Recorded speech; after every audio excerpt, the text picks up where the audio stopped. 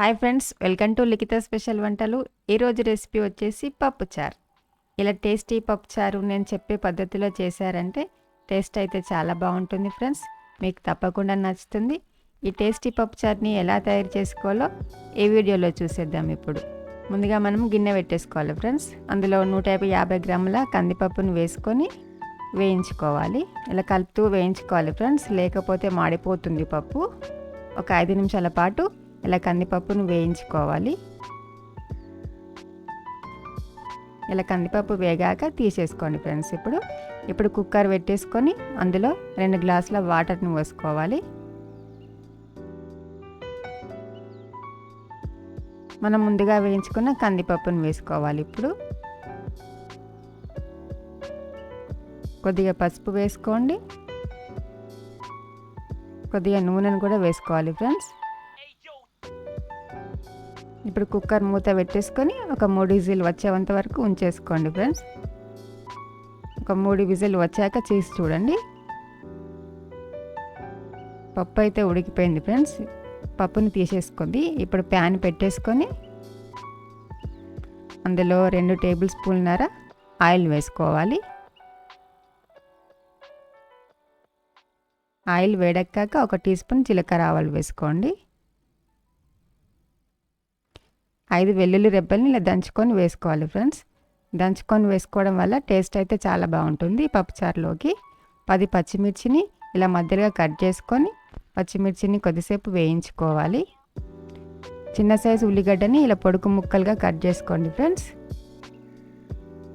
ఉల్లిపాయ కొద్దిసేపు వేయించుకోవాలి.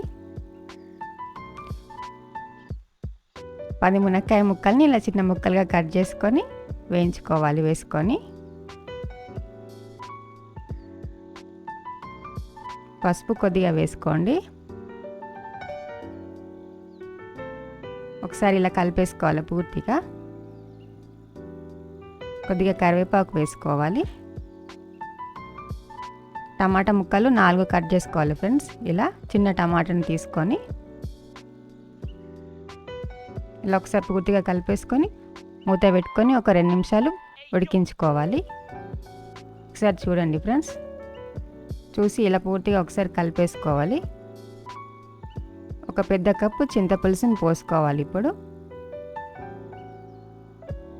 ఉప్పు సరిపడా వేసుకోండి.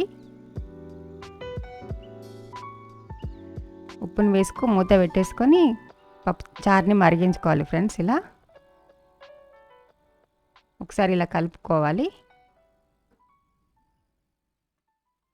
ఇలా చారు మరుగుతున్నప్పుడు పప్పును వేసుకోండి ఫ్రెండ్స్. మనం ఉడికించిన పప్పుని ఇలా పూర్తిగా వేసేసుకోవాలి. వేసుకొని ఇలా పూర్తిగా కలిపేసుకోండి ఒకసారి.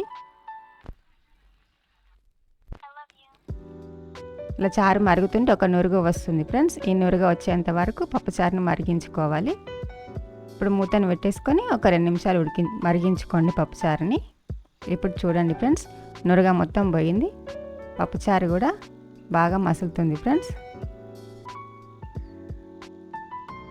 మునక్కాయలు కూడా ఉడికిపోయాయి ఫ్రెండ్స్. ఇప్పుడు అందులో సాంబార్ మసాలా వేసుకోండి.